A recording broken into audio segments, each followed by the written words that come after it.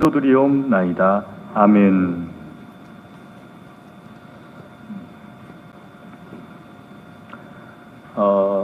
1700년대 중반쯤에 영국의 한 시골, 그렇게까지 시골은 아니고 우리 아주 소도시, 우리 안성 정도 되는 소도시에 존 포셋이라는 목사님이 계셨어요.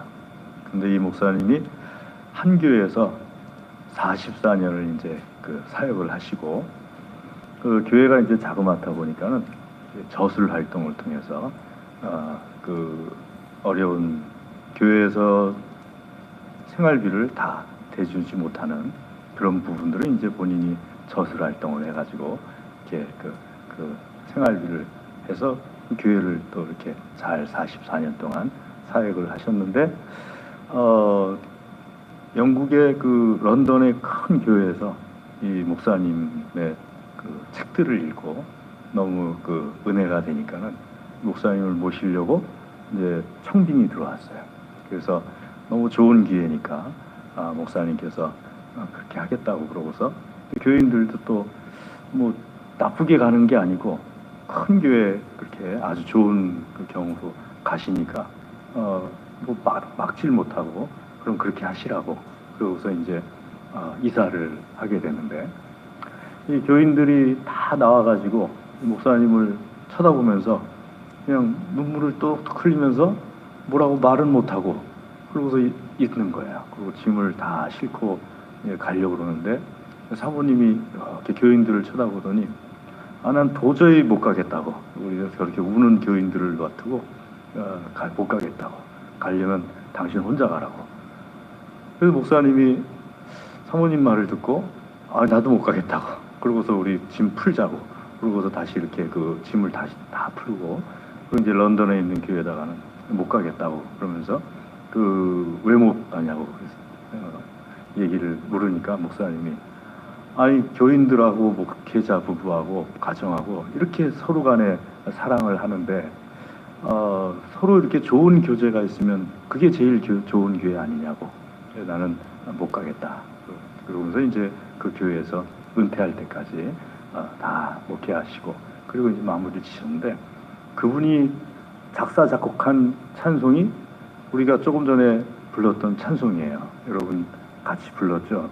200 몇 장이었습니까? 21장 주 믿는 형제들 하는 찬송이, 이제 그분이 그 자리에서 이제 작사를 하신 거예요. 존 포셋 목사님이 교우들 간에 이렇게 사랑이 넘치는 교회, 여기가 천국 아닌가 하면서 주 믿는 형제들 성도의 사귐은 하면서 이렇게 쭉 작곡을 해가지고 오늘날 우리가 이렇게 하나님 안에서 은혜를 이렇게 입으면서 부르고 있는데, 우리 희수 선생님이 반주를 아주 잘해줬어요. 왜냐하면은 이 곡이 그렇게 느린 곡이 아니고 그렇게 불러야 되거든요. 주 믿는 성도들 하고 불러야 되는데, 저는 우리 교회 외에는 다른 곳에 가서 이 찬송을 부를 때 그렇게 부르는 교회를 저는 본 적이 없어요. 늘 어떻게 부르냐면은 이렇게 불러요. 제가 불러보면은요, 주 믿는 형제들, 그러다가 누군가 또 울어요. 어디쯤에서 우느냐 하면은 피차의 슬픔과 하면서 울어요. 근데 이 찬송가를 지은 목사님은 그렇게 부르라고 부른 게 아니고 이렇게 부르라고 부르면서 얼마나 기쁜 것이 교회 안에서의 성도의 사귐이 살아있을 때 얼마나 기쁜 거냐 하면서 천국의 모습을 상상을 하면서 작사도 하고 작곡도 한 곡이에요. 좋은 교회가 어떤 교회냐 하게 되면요, 사귐이 살아있는 교회가 좋은 교회입니다. 제가 왜 사귐에 대해서 말씀드리는가 하게 되면은 오늘 1절부터 쭉 보시면은 3절에 우리와 사귐이 있게 하려고 이 말씀을 전한다 하고 말씀하고 있습니다. 요한복음에서도 똑같은 말씀을 17장에 말씀하십니다.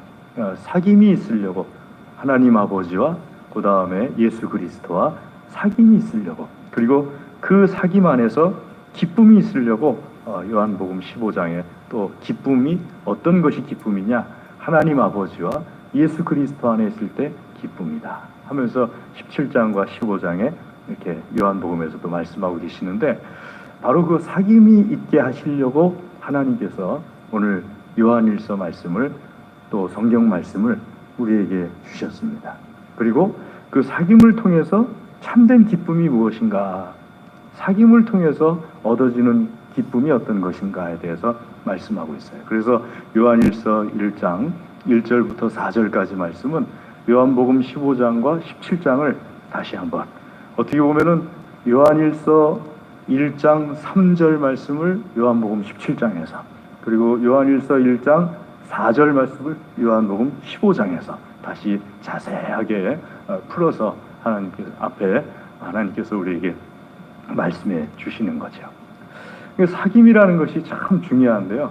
여러분, 내가 누구와 사귀느냐에 따라서 내가 다른 사람이 될 수가 있습니다. 가령 5살 이전에 아이가 길을 잃어버려가지고 숲에서 자라는 아이들이 가끔 있어요. 근데 5살 이전에 길을 잃어서 숲에서 자란 아이는 다시 10대가 되어서 돌아와도 사람 세상에 적응하지 못합니다. 5살 이후에 길을 잊어먹어가지고 숲에서 자란 아이들이 몇 명 있어요.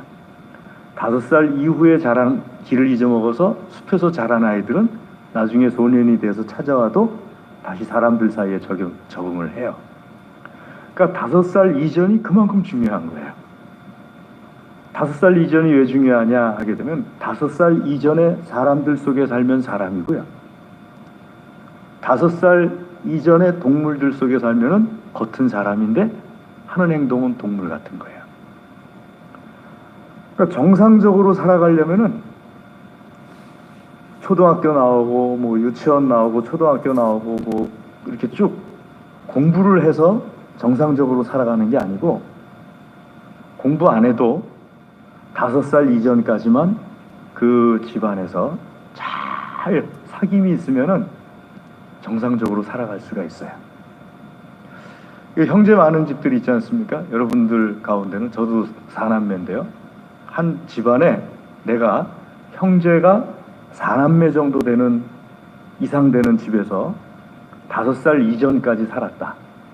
그러면은 그 사람은 나쁘게 될 가능성이 거의 없어요.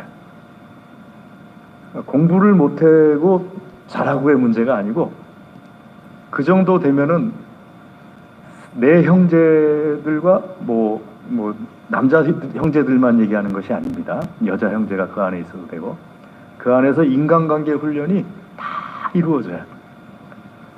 근데 혼자 자랐다. 그러면은 조금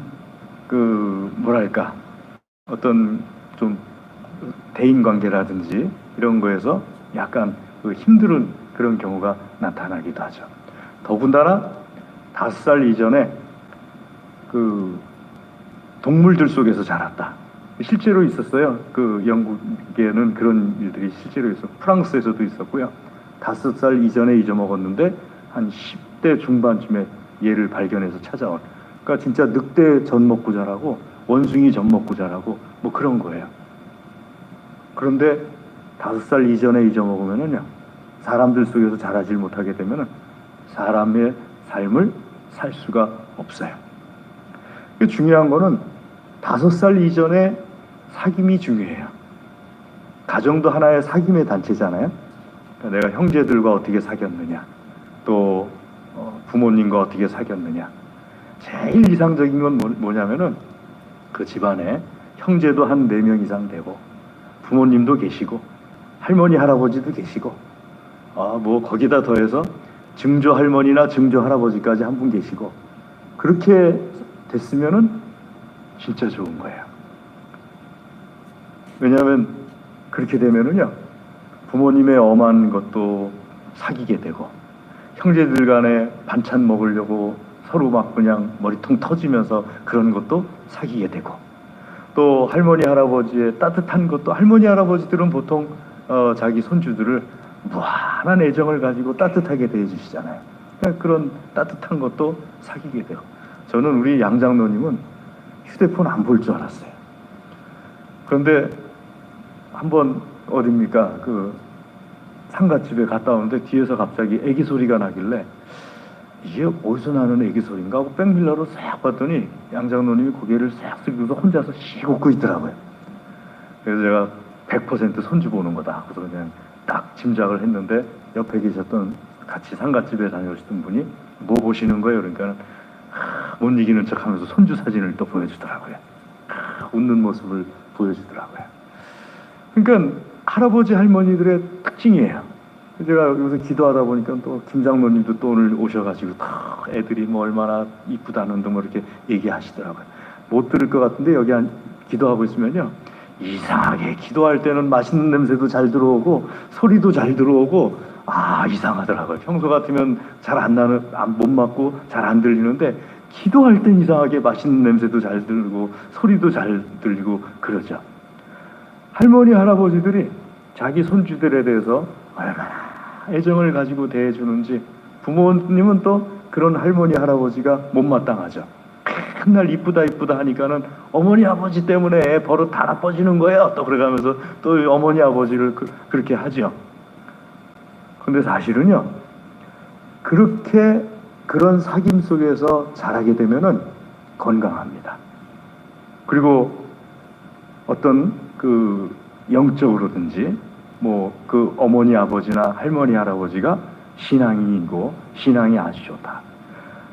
우리 디모데 어머니, 디모데 외할머니 유니게와 로이스의 신앙을 받아서 디모데가 나오는 거잖아요.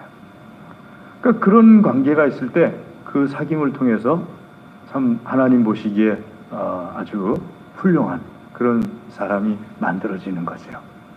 그러니까 교회는요, 사귐이 있을 때 그 교회가 좋은 교회예요. 좋은 사귐이 있을 때 좋은 교회입니다. 크다 할지라도 작다 할지라도 좋은 사귐이 없으면 좋은 교회가 아니에요. 우리 동안교회 교우들, 올해부터는 우리가 뭐 세계에서는 잘 모르겠지만은 적어도 안성에서는 우리 교회가 제일 좋은 교회가 되기를 위해서 힘쓸 수 있기를 주의 이름으로 권면합니다. 제일 좋은 교회가 되고자 힘쓰지 않은 것은 좋은 사귐을 계속 만들어 가자는 거예요. 좋은 사귐을. 그럼 좋은 사귐에는 두 가지 조건이 있습니다. 첫 번째는 영적으로 자라가야 돼요. 그리스도 안에서의 좋은 사귐은. 그러니까 영적으로 자라가야 된다. 제가 앞서 말씀드린 것처럼 5살 이전에 사람들 속에서 자라지 않은 아이는 사람으로서 자라질 못해요. 겉은 사람인데. 신앙도 똑같습니다. 교회 나와서 5년, 최소한 5년 동안에 주변에 좋은 믿음의 사람들과 사귐이 없잖아요. 신앙적으로 안 자라요. 늘 그냥 그 모습이에요. 하지만 교회 나오면서 좋은 신앙의 그룹에 속해가지고 사귐이 있잖아요. 그러면은 믿음이 자라요. 그냥 멈춰있는 것이 아니고. 멈춰있는 것이 좋은 것이냐? 안 그래요. 여러분, 멈춰있는 신앙인의 특징 중에 하나는 시험에 잘 든다는 거예요. 그러니까 영적으로 애기하고 똑같아요.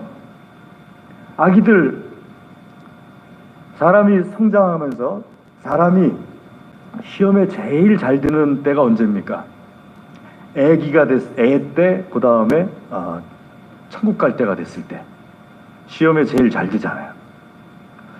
근데 연세가 많아가지고 연세가 많은 분이 애기 노릇을 하면은 그 이제 문제가 있다고 보는 거잖아요. 애기가 애기 노릇을 할 때는요, 그냥 애기니까 그런가 보다 하잖아요. 5살 이전에 잘 배우지 않으면은요, 나이 먹어도 애기 노릇해요. 그리고 보통 저희 때는 어른아이라고 그랬거든요. 요즘은 뭐라고 말하는지 모르겠어요.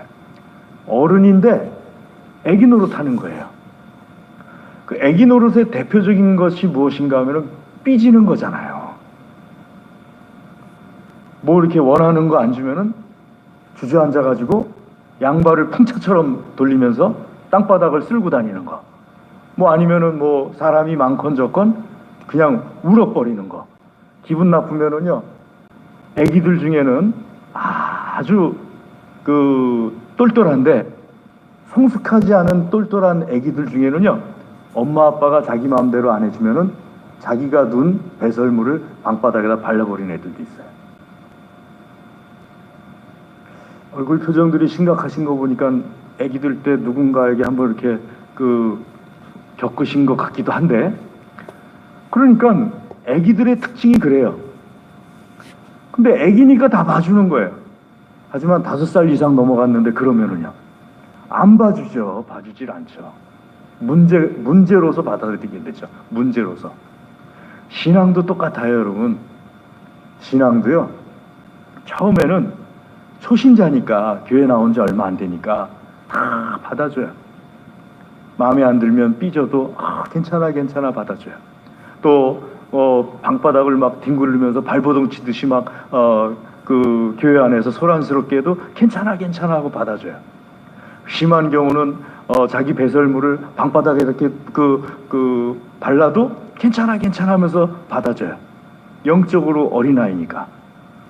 그런데 제가 이렇게 보니까는 여기 신앙생활 한 지 다 몇 분 빼놓고는 5년 이상 되신 분들이네요. 아직도 그거를 하고 계시다. 그러면은 문제인 거예요. 왜냐하면은 사람도 그렇지만 영적인 것도 자라가야 되거든요. 아멘. 그거는 부끄러운 거예요.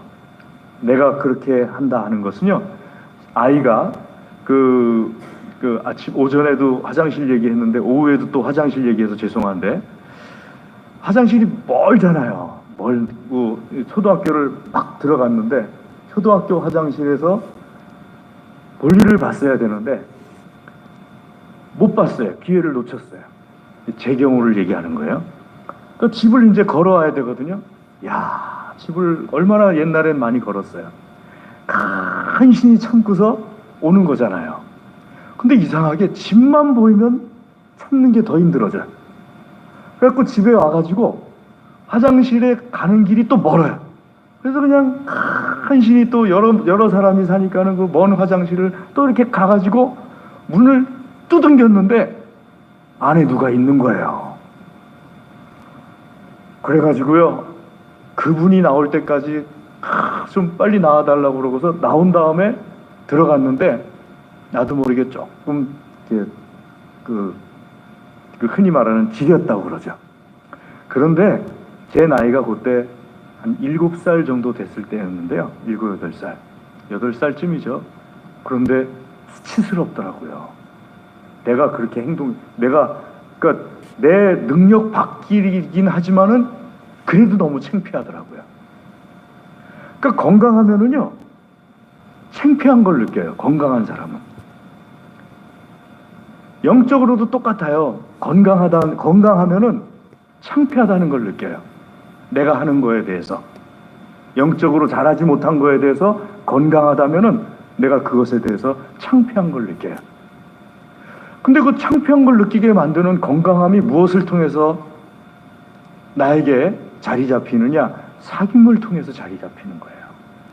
배워서 자리 잡히는 게 아니에요. 여러분, 배우는 거는 얼마나 많이 배웁니까? 주일학교부터 교회 다니신 분들 계시죠? 주일학교 때 배운 거 기억나세요? 저는 하나도 기억 안 나요. 주일학교 그렇게 수없이 많은 교재를 배웠어도 하나도 기억 안 나고, 제가 기억나는 몇 가지는 교회 나왔을 때 부장 선생님이 저를 이렇게 등을 이렇게 껴안아 주면서 어머님 좀 어떠시니 하고 물어보시던 말씀. 그 다음에 나를 위해서 기도하시던 주일학교 선생님의 모습. 그러니까 그런 것이 기억나는 거예요. 그러니까는 배움을 통해서가 아니고 사귐을 통해서 성숙이 일어나는 거예요. 아멘. 처음에 신앙생활 하면서부터 그 몇 년간의 사귐을 통해서 성숙이 일어나기 때문에 교회가 좋은 사귐이 있는 교회를 만드는 것이 그래서 중요한 거예요. 좋은 사귐이 있는 교회를 만들어 놓음으로 인하여서 처음에 하나님을 만나는 사람들이 그 사귐 속에서 나도 모르게 믿음이 쑥쑥 자라거든요. 자, 첫 번째로 우리가 그래서 갖춰야 될 것이 좋은 사귐이 있는 교회를 만들어야 되는데, 좋은 사귐이 있는 교회는 어떤 교회냐 하게 되면 성장이 있는 사귐을 만들어낼 수 있는 사귐, 영적인 성장을 해줄 수 있는, 이루어지게끔 해주는 그런 그 도움이 되는 사귐을 우리 동안교회가 만들어가야 되는 줄로 믿어요. 그러니까 나와 내 그룹 안에 들어오면은 영적인 성장이 일어나도록 하는 그런 사귐이 되어야 되는데, 오늘 말씀 3절 말씀 같이 한번 읽도록 하겠습니다. 시작. 우리가 보고 들은 바를 너희에게도 전함은 너희로 우리와 사귐이 있게 하려 함이니. 자, 여기서 우리와 사귐이 있게 하려고 하는데, 그 사귐의 핵심적인 것이 무엇인가 하면 우리가 보고 들은 바를 너희에게도 전함은, 우리가 보고 우리가 들은 바를 너희에게도 전하였다. 하나님의 말씀이 있는 사귐이에요. 하나님의 말씀이 있는 사귐. 제가 참 축복을 많이 받은 게 교회 안에서 좋은 분들을 많이 만났어요. 담임 목사님부터 시작해가지고 청년부 지도 목사님 뭐 이런 그 좋은 분들을 많이 만났는데, 특별히 제가 은사 체험을 하게 될 때, 제가 어떻게 해서 은사 체험을 하게 됐느냐, 물론 뭐 방언 체험은 제 친구 덕분에, 친구 따라 강남 간다고 친구 따라서 철야 기도회 갔다가 그러고서 방언을 체험했다고 말씀을 드린 바가 있는데요. 그 외의 은사들은 어떻게 체험했느냐, 제가 사귀던 1년 위에 형이 있었어요, 교회 안에. 근데 그 형이 고등학교 때 신부전증이 와가지고 지금까지 한 40년 동안 그 투석을 받으면서도 건강하게 하나님께서 살려주셔가지고 살아가고 계신 형이 있어요. 근데 이 형은 기도원 가는 걸 좋아했어요. 기도원에 가는 걸. 기도원에 가면 그렇게 좋대요. 근데 여러분, 기도원에 가려면 돈이 있어야 돼요. 어느 정도의 돈이 있어야 되느냐 하면은 밥값은 있어야 돼요. 그리고 마지막 날 내려올 때 헌금할 수 있는 그 헌금 몇백 원 정도는 있어야 돼요. 최소한 그 1,000원은 못 하더라도 몇백 원은 있어야지 청년이니까 헌금할 거 아니에요. 근데 밥값이 그 기도원에, 그때는 막 기도원에 사람들이 많았어요. 그래서 기도원 주변에 밥집도 많았어요. 여름철 되면은요, 백반집들이 많았어요. 근데 그 형이 그해 기도원에 가려고 하는데, 형의 어머니께서 불안하신 거예요. 왜냐하면은 투석을 하고 있잖아요. 그러니까 옆에 누가 같이 따라가 줬으면 하는데, 매일 그 본인 아들하고 같이 지내는 1년 밑에 한규가 아주 만만한 거예요. 그 한규한테, 한규가 누구냐고 또 궁금해 하시는 분들 혹시 있으시면, 저예요. 한규가 저예요. 한규한테, 야, 한규야, 봉안이 기도원 가는데 너도 좀 같이 가면 안 되겠냐? 제가 뭐라고 그럴게요? 저 돈이 없어요. 그 기도원이라는 것이 어떤 건지도 몰랐고, 그냥 교회에서만 늘 철야 기도했지 기도원은 어떤 데인지도 몰랐어요. 기껏 가봤자 교회에서 가는 뭐 인천의 마가의 다락방이라는 기도원, 뭐 거기밖에 안 가봤지 기도원이 어떤 건지도 몰랐어요. 그랬더니 형 어머니가 하시는 말씀이, 봉안이는 밥을 많이 안 먹어. 그러니까 네가 반씩 나눠 먹어도 돼. 그리고 봉안이는 신부전증이 있으니까 이렇게 간한 반찬을 못 먹잖아요. 봉안이는 물만 먹으면 돼. 반찬은 네가 다 먹어도 돼. 아니, 가만히 생각해 보니까 그래요. 형은 반찬을 못 먹으니까 내가 가도 그냥 가서 밥 한 공기 추가로만 시키면은 뭐 특별하게 문제가 될 건 없어 보여요. 그런데 사실 그때 저는 너무너무 가난한 사람이었어요. 그래가지고 밥 한 공기 사 먹을 돈도 없었어요. 그런데 어머니 말씀을 듣고 어쨌든 갔어요. 다 가가지고 하늘산 기도원이라는 기도원이었는데, 거기서 이제 기도를 막 하고 나면 배가 너무 고프잖아요. 그러면 이제 둘이 가서 그 형이 그러니까 가는 날부터 오는 날까지 그 형이 돈을 냈어요. 돈을 내면서 밥을 그 반을 나눠 가지고 자기가 반 먹고 나 반 먹고 반찬은 내가 다 먹고 뭐 이렇게 하면서 그 했어요. 만약에 그 형이 아니라 다른 사람을 사귀었더라면요. 가령 참 부끄러운 얘기인데요. 저는 그 전까지만 해도 술을 못 끊었었어요. 담배는 이제 끊고 있었는데 술은 못 끊었었어요. 그런데 술을 못 끊다 보니까는 술 못 끊는 사람 주변에는 꼭 희한하대. 교회 안에도 술 못 끊는 사람들이 많대요. 그러니까 술 못 끊는 사람 주변에는 술 마시는 교회 다니는 사람들끼리만 모여요. 누가 뭐라고 안 했는데 딱 보면 눈빛이 서로 알아. 그래가지고 술 못 끊는 사람은 술 못 끊는 사람끼리 만나서 교제를 나누는데 제가 차를 갈아탔잖아요. 기도하는 사람으로. 술 못 끊는 사람에서 기도하는 사람으로 탁 갈아타고 나니까 다른 세계로 가버린 거예요. 사귐의 내용이 달라져 버린 거예요. 전에 이쪽에서 만날 때는요, 느는 거라고는 잘하는 거라고 성장하는 거라고는 술밖에 없었어요. 이쪽 사귐을 할 때는 성장하는 거는 술의 양밖에 없어요. 근데 이쪽 사귐은 기도하는 형을 만나서 기도하는 곳에 가니까는 세상에 은사가 그렇게 다양한 건 줄 전 그때 알았어요. 저는요, 술 먹어야지 비틀거리는 줄 알았어요. 그런데 성령에 취해도 비틀거리더라고요. 사귐이 중요한데요. 그 사귐이 세상으로 이렇게 자라는 사귐이 아니라 교회는 영적으로 자라는 사귐이 돼야 돼요. 그 영적으로 자라는 사귐이 돼야 하려면은 말씀에 있는 것처럼 말씀이 있어야 돼요. 그 중에 리더 되는 사람이라든지 그 중에 기도하는 사람이 하나님의 말씀을 중간중간 이렇게 말씀을 가지고서 사귐을 이끌어가게 되면요, 그 안에 새신자가 들어왔다 할지라도 그 사귐의 따뜻함과 기쁨과 그 다음에 말씀을 들음으로 인하여서 믿음이 쑥 자라게 되는 거예요. 그리고 두 번째는요, 좋은 사귐은 기쁨이 있어요. 여러분, 좋은 사귐 한번 봐보세요. 하루 종일 만나서 떠들어도 재밌어요. 이틀을 만나서 떠들어도 재밌고요. 3일을 만나서 떠들어도 재밌어요.